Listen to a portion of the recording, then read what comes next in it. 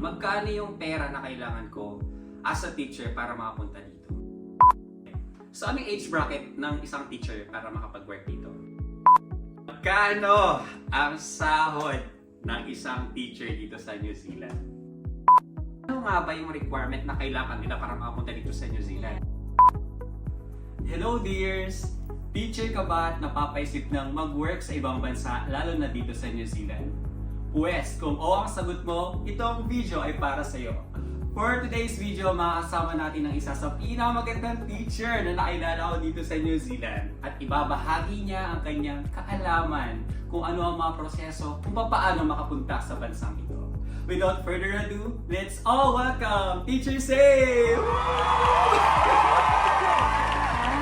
Fresh naman! Yes. Hi, dear. Hello viewers!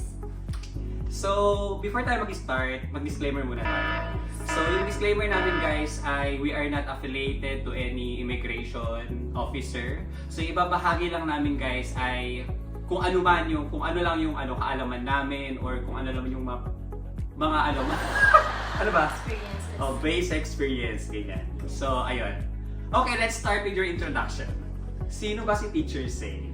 Yan, sino nga ba siya? So, I was an ECE teacher as well in the Philippines for 5 years, and then I decided to left my job in the Philippines and process all the needed documents here in New Zealand. And yeah, here I am. I am also ECE teacher here in New Zealand. Naks naman! Yes. Teka, saan ka sa Pilipinas? I live and I was raised in Pampanga. Oo, Pampanga. Hello guys! Hello sa mga Yes. followers natin taga Pampanga. May Kenny, Kenny. man! Hindi, charot lang. So, huwag na natin patagalin ito. Yes. Okay, so let's proceed with our first question.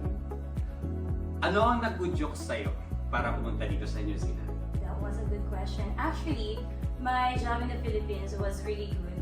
So I decided to go here because I have a family here. So parang mag-visit muna and then visit yung family. And then from there, I've learned that in demand yung ECE teacher dito. Yes. So I took that chance na alamin yung mga process, alamin yung mga documents on how to pursue the job as an ECE teacher here in New Zealand. So that's where I decided to, get all the documents in the Philippines and start a life here as ECE teacher in New Zealand. Oh, nice! Sana all may family kasama dito. Yes. Charot! So, gaano naman katagal yung process ng pagpunta mo dito? So sa experience ko, because I was here, I was on visitor visa. So it was really long kasi yung documents ko nasa Philippines siya. So I need to request every now and then yung time difference. So nag-allot ako ng maraming time at effort to ready all the documents para makumpleto ko yung registration ko dito sa NZ. So approximately I had spent around 4 months. 4 months? So, Yes. not bad. Yes. So, nandun na lahat yung mga kailangan na dapat gawin para ma-register ka dito bilang teacher. And I think, magiging less pa siya if nasa Philippines ka nakabase. Yes. Oh, nice. Pero magkano kaya yung kailangan ko na pera? For example, nasa Pilipinas ako at gusto ko talaga magpunta New Zealand. Magkano yung pera na kailangan ko as a teacher para makapunta dito? Yes. So, yun yung magandang tanong. Lalo na mga dun sa mga aspiring teachers na gustong pumunta dito sa NZ. Hindi siya madali at hindi din siya ganun ka-affordable. So, yes, kamura. If you really want to pursue your teaching career in New Zealand, you really need to allot money. So, there are few things na kailangan mong bayaran and all. And we're going to talk about that one later kung gaano ba kamahal. So, for my experience, I think I have spent around 100 to 150. 150,000? Yes. Oh, nice. Oh. Pero yung follow-up question ko is, nag-undergo ka ng agency? Or you apply on your own? Yes. So yeah, I forgot to talk about that one. So I did not ask for any advisor, let's say lawyer or anything na very popular here in New Zealand.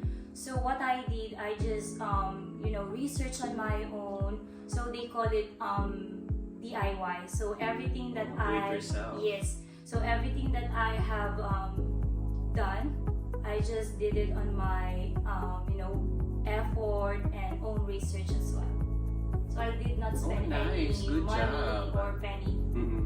for So, applying here. Pero may mga agency rin na handang tumulong. Like for example, mga ganitong opportunity. Meron din naman. Yes, definitely. There are a lot, few agencies na willing to help Filipino teachers na gustong mag-pursue ng life dito sa EDSA. So, for sure, pag nag-undergo ka ng agency, madadagdagan pa yung 150k, Yes. no? Mhm. Oh, okay, sige. So, ayun guys, marami mga question dito from our followers. So, our next question is age bracket. So, ano yung age bracket ng isang teacher para makapag-work dito? Mas bata, mas matanda, or okay lang kahit anong age? May age restriction ba? Or age limit? So, based sa knowledge ko, what I know is yung pinaka last bracket nila is until 55. 55. Yes, 55 years old. And then let's say if you are 55 up, unfortunately they do discourage kasi nga mayroon siyang age group bracket. So you can apply, however, if you are 55 below. Mas better. Mas okay. More chances of winning. Yes, ilalaban siya. Okay, sige. Next question. Ano yung dapat natapos ko sa college kung gusto kong mag-pursue ng teacher dito? Aha. So, yun nga, dahil teacher yung gusto mong applyan dito, depende kung ano yung major. But, above all, you need to be bachelor graduate in education. So, any major, pwede ka mag-apply as long as teacher yung natapos mo in the Philippines. Okay. So, ano naman yung for example, nandito na ako sa New Zealand at teacher na ako. So, yung question dito, ano yung mga benefits na pwede kong makuha sa teacher? Ako personally, na-enjoy ko yung benefits ng mga teachers dito. Unang-una is sa health. So dahil naka-work visa ako, kung ano yung benefits ng mga resident and citizen, so same siya dun sa naka-work visa. So if I will, let's say, will have a check-up in the future or bibili ng gamot, libre yung mga yon. Oh, sana all. Yes. And then, what else? Marami, for me, benefit din yung meron siyang work-life balance. Ah, talaga ba? Yes. Dito, fina-follow talaga yung, if you need to go in your work like around 7, you just straightly go at 7. Hindi pwede yung 6:50, 6:30, 7 yung start. And then, uwi ka ng 4. Uwi talaga ng 4. And then, kung may overtime, yun, you will be paid. What else? Yun, meron akong health insurance Health insurance. Yes, Oh, health yun yung maganda, health insurance. na binibigay ng company din. Oh, teacher, I have a question. Follow-up question lang to. Kasi ang dami kong mga classmate or mga Friends. kaibigan na Yes. teachers sa Pilipinas. And yung isa sa mga concern na napansin ko sa kanila is yung ang daming take-home sa bahay. Like, kailangan nilang mag-check ng papers, mag-send ng grades, tapos kailangan pa nilang connect sa internet. Yes. Like, yung ginagawa nila, madaling araw para lang makapag-connect, para mabilis. Meron din bang ganun dito sa New Zealand? Sa akin, dahil nasa ECE field ako or sector, hindi siya tulad when I was in the Philippines. I was ECE teacher there, pero meron akong paperworks na ginagawa. Unlike here, pag uwi ko, I am just so happy na wala ng paperwork. So lahat yan ay iiwan sa school or sa mismong kung saan ka nag-work. Sa akin, sa part ko, dahil yung school ko, nagbibigay sila ng parang 2 hours. They call it non-contact. So, meron kang 2 oras na gawin yung paperworks mo dyan.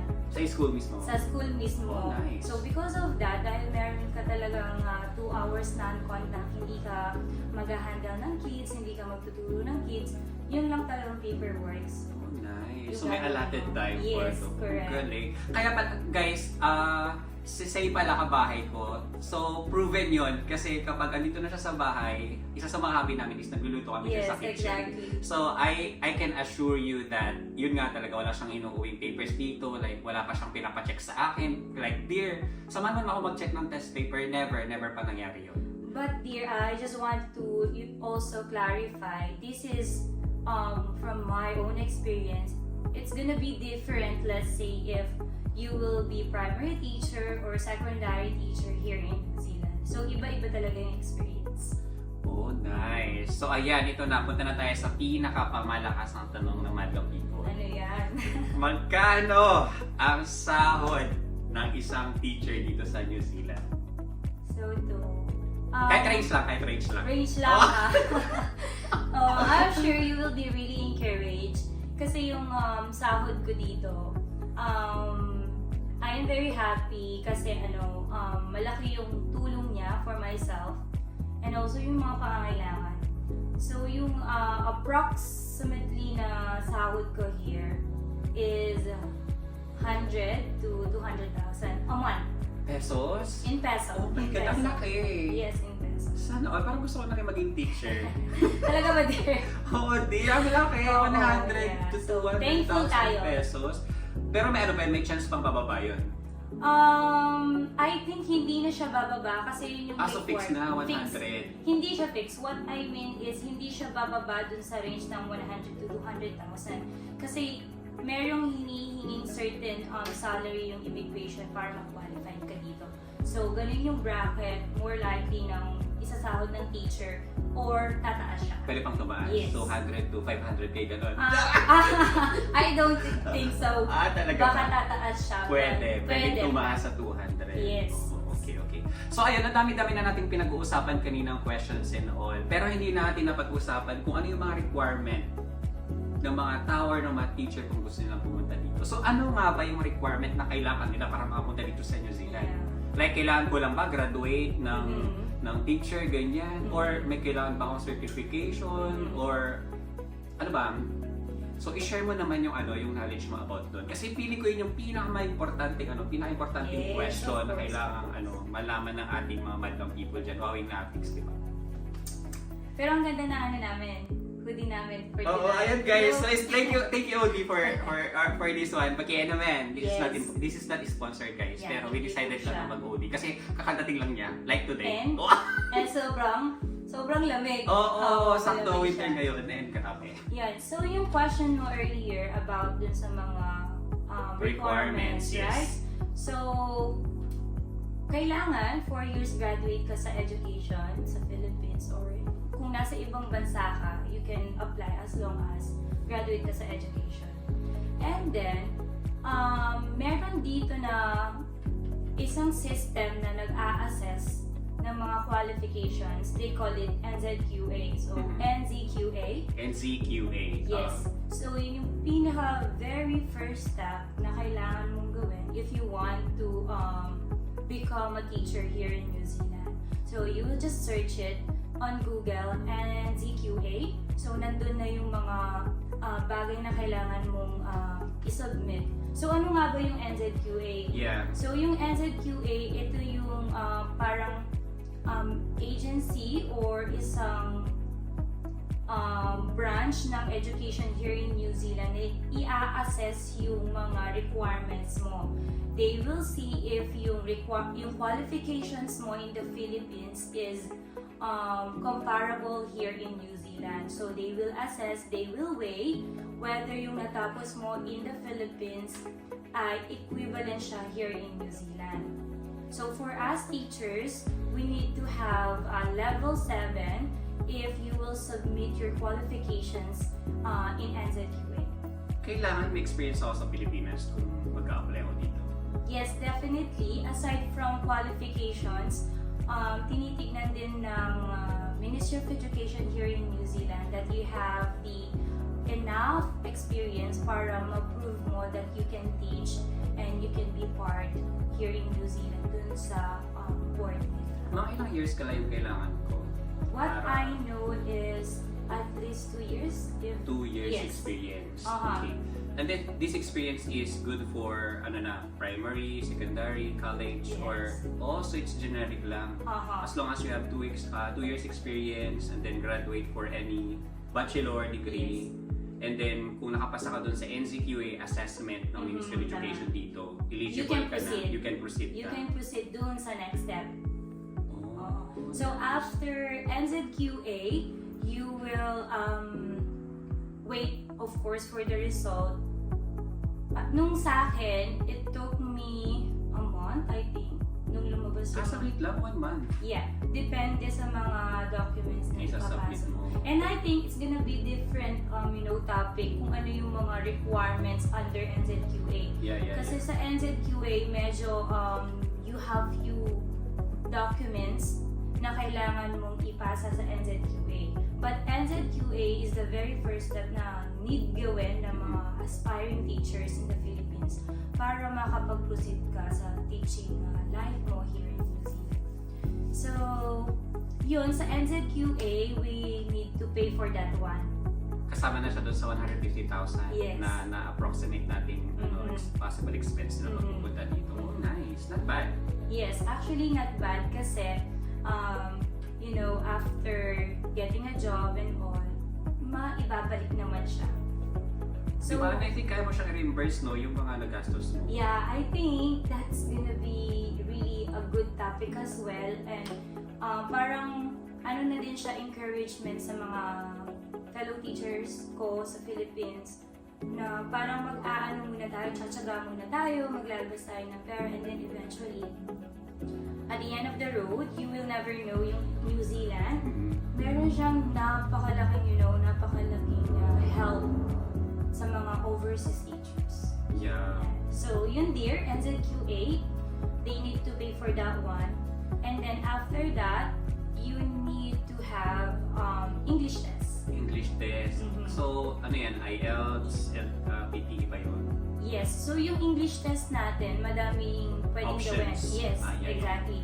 So maraming options dyan. You can undergo IELTS, PTE, language cert. Maraming options yan. Pero may specific grade kang kailangan makuha, di ba? So, sa akin, nung nag-IELTS ako, you need to have at least 7 in every category, Not the average. not the average. Oh, so per category. So, listening should be 7, speaking should be 7, writing and reading should be 7. should be Or 7. at least up. Or More than up. 7. Or Oh, nice. So, yun. Huwag kayo matakot guys sa English test. Kaya niya yan. Kaya yan. I-review lang and Tsagain lang. tsagain. And ang daming mga materials sa YouTube. Mga tutorials doon. So, ang dami doon guys. Maximize it. Utilize Yes. it. And dedication lang din. Kasi kung gusto mo talaga isang bagay, tsatsagain mo eh. Patience is a virtue. Totoo.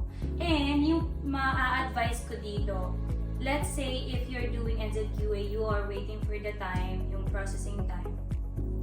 Sa akin, ginawa ko while waiting for the result, nag-review ako. Oh, di ba? See? Para Kasi gusto mo.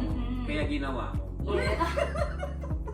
and alam mo dear, what's good about that one while waiting for the result, and then kapag ready ka nang mag-take, Ready ka na, di ba? mag-take ka na ng English test mo, and then lalabas yung NZQA mo. Kasi these two, kaya ko siya nasabing talagang ni-review ko siya while waiting for your NZQA result. Kasi yung dalawang yun, kailangan mo yun para sa registration mo. Oh. So hindi pa siya dun natatapos. Ano yung registration na yan, girl? Oo, medyo, yun nga, kaya madami talaga siya So, process. basta ang pinakauna NCQA. Yes. Pag naipasa mo na yun, kailangan may English test ka din. Review ka na ng Oo. English test. Tapos after yun, pag meron ka ng dalawang yun, So let's say lumabas na yung NZQA mo, level pasado, 7. oo, level 7. Level 7 siya. Tapos pasado ka na rin sa exam. Very good. Di ba? Good Oo, job! Good job. So pasado ka na sa English test mo. Yung dalawang to, kailangan mo siyang isubmit sa tinatawag nilang teaching council. Okay, teaching council. So yung teaching council, i-assess again yung NZQA mo at saka yung English test mo. Okay? After that one, Pag okay siya, pag okay siya, ito yung parang lens sa Philippines. sa Philippines, yes. Oo. So nakapasa ka din yan. Nakapasa ka. Certified. Certified ka na. qualified. They call it Qualification. Yes. So, let's say, naipasa mo na yung dalawang yon, they will give you provisional certificate. Okay. So, hindi siya full certificate kasi here in New Zealand, they will give you the enough time para mag-grow ka in a professional way. Yep. So, ako, holder ako ng provisional certificate and I have a year or so para gawin siyang or i-convert siya into full certificate. Pero saan part doon yung pwede ka na mag-work dito? Yung pwede ka na kumita, ganyan. Saan part doon? Yung part doon is after getting your teaching council registration, yung certificate mo, yun na lang yung pinakahawak mo. Pwede ka na Now, magturo dito? not yet. Okay, so expand. Not yet. Oo. Kaya it took me 4 months para makapagturo dito. Yeah. So, Pero good it's okay, question. 4 months is 4 months. Yeah, 4 months Mabilis is lang yun. fine. Yes. Yes, lang yun. So, good question. Bakit hindi ka pa pwedeng magturo knowing meron ka ng teaching registration? Yeah. How come? Mhm. The thing is, you cannot teach here in New Zealand without work visa.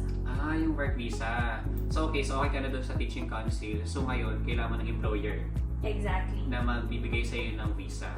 Yes. So, paano ka mag-apply doon? Like, pwede ba ako mag-apply nung kapag nasa Pinas ako? Or kailangan nandito ako para mag-apply doon sa, sa employer nila? Like, maghanap ng employer nila? Either way, so let's say you are in the Philippines, you can find an employer. So let's say naman nasa New Zealand kakamukha ko, visit visa ka, and you want to find an employer, you can also do that one. Okay.